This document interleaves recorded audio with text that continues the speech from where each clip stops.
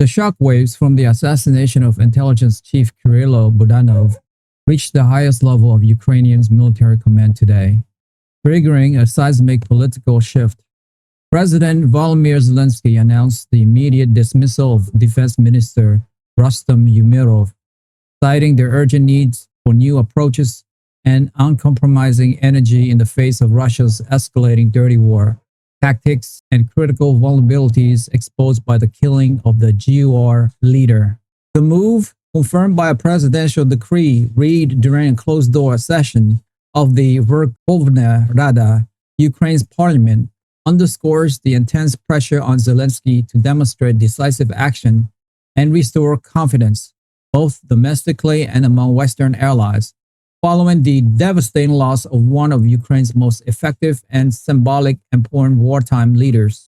Umerov's removal was framed by presidential advisors as a direct consequence of the catastrophic security lapse that allowed Russian operatives to track, target, and eliminate General Budanov on a road in territory normally under Ukrainian control, while Umerov, a former businessman and negotiator with a reputation for financial acumen and logistic focus, was not directly responsible for Budanov's personal security detail, which fell under the GUR and State Protection Service.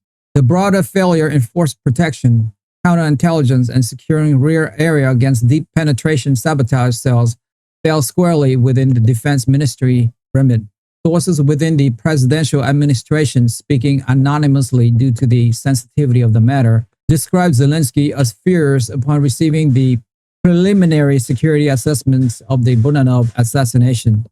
The report allegedly painted a picture of predictable routes, potential leaks within logistical or support units, and insufficient counter-surveillance measure along key transport corridors near the front line vulnerabilities the Russian GRU or FSB ruthlessly exploit. Zelensky, in a brief televised statement announcing the change, stated, "The challenge we face demands maximum efficiency and constant innovation. The enemy adapts quickly, employing terror and subterfuge. Our response at every level of leadership must be equally swift, decisive, and effective.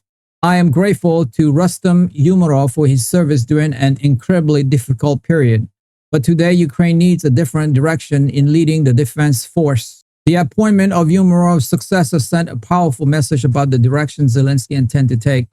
Anna Malya, a former deputy defense minister renowned for her aggressive public posture, sharp communication skills, and close ties to the military operational command, particularly the general staff, was named as the new Minister of Defense.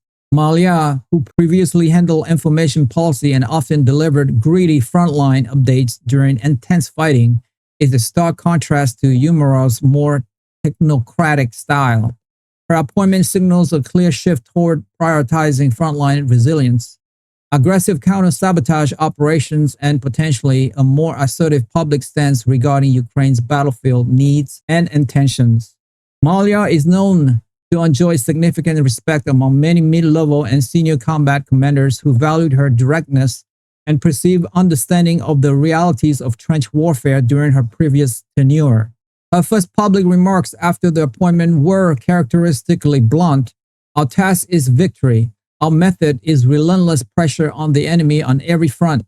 The trenches, the skies, the Black Sea, and the shadows where they hide, we will find those responsible for killing our heroes, and we will destroy them. The Defense Ministry will become a spearhead, not just a support structure. Expect action." Umerov's departure, however, was not solely attributed to the Budanov incident.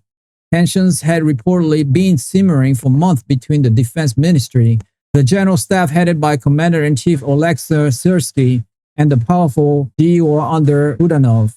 Umerov, tasked with managing scarce resources, mobilizing manpower under a contentious new law, and streamlining Western aid, often clashed with Syrsky over operational priorities and resource allocation. His relationship with Budanov was also described as professionally distant, with Budanov's independent, often audacious covert operations sometimes bypassing or straining defense ministry protocols and resource planning. Critics within the military establishment had increasingly voiced concerns that Umerov despite his undeniable efforts in managing logistic and international partnership, lacked the combat-focused mindset and ruthless drive required for the brutal attritional phase of the war that had now been compounded by Russia's intensified covert campaign. The Budanov assassination crystallized this criticism and provides Zelensky with the impetus for a change he was reportedly contemplating. Umerov issued a brief statement thanking the president and the armed forces, wishing Malya success and pledging his continued support for Ukraine's victory in any capacity needed. The reaction to the shakeup was mixed within the rank-and-file military, particularly among units engaged in heavy fighting in the Donbass. Malya's appointment was met with cautious optimism. She understands the fight. She doesn't sugarcoat things. Maybe now the guys at the top will listen more to what we actually need out here, not just bullets, but ways to stop these bastards planting bombs behind us, remarked a battalion commander near Chasiv Yar, speaking on conditions of anonymity. Western diplomat and military advisors expressed respect for Umerov's effort in managing complex logistics, but acknowledged privately that the systematic failure exposed by the Budanov killing necessitated a strong response. They viewed Malya as a known quantity with proven communication skills vital for maintaining Western public support. Though some harbored concern about potential friction with the general staff or a more hawkish approach complicating delicate issues like mobilization or future negotiations. NATO Secretary General Jens Stoltenberg issued a measured statement. We respect President Zelensky's decision regarding his cabinet. We have worked closely and productively with Minister Umerov and look forward to building an equally strong relationship with Minister-designated Malya. NATO support for Ukraine remains steadfast and unwavering. We are focused on delivering the capabilities Ukraine needs to defend itself against Russian aggression, including the insidious threat now characterizing this conflict. In Washington, the response aligned with the established stance of the current administration. Secretary of State Marco Rubio stated, Minister Umerov worked diligently during a critical period. We welcome the appointment of Hanna Malya and look forward to continuing our close coordination with the Ukrainian Ministry of Defense. The United States remains committed to providing Ukraine with the security assistance it needs to protect its people and sovereignty against Russian atrocities, including targeted assassinations. Secretary of Defense Peter Hegseth reportedly placed a direct call to General Syrskyi to reaffirm the U.S. commitment to Ukraine's defense and to open channels with the incoming minister. The Pentagon readout emphasized discussion on enhancing force protection measures for Ukrainian leadership and critical infrastructures in light of recent events. The Kremlin predictably sees on the dismissal as a sign of Ukrainian weakness and internal discord.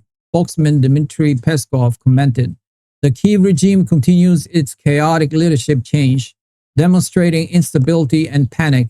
It is clear they are reeling from their defeats on the battlefield and the successful action of our armed force. The removal of their defense chief changed nothing. The military strategic situation continues to develop in Russia's favor. Russian state media amplified this narrative, portraying Umerov as a scapegoat for Ukrainians' failing war efforts and Malya as a desperate choice, signaling a turn toward even more reckless tactics. For President Zelensky, replacing Umerov with Malya is a high-stake gamble.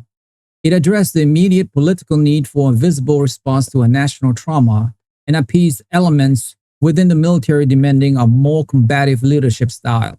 However, it risks alienating international partners accustomed to Umerov's smoother diplomatic approach and potential intensifying bureaucratic battles within Ukraine's own defense and security structures. Malya's success will hinge on her ability to rapidly improve force protection, counter Russian sabotage networks, effectively manage the complex relationship with the general staff, and crucially demonstrate tangible results in stemming Russia's dirty war offensive while maintaining the vital flow of Western military aid. The shadow of Budanov's assassination looms large over her new command. Many of my listeners, like 70%, haven't subscribed to my YouTube channel.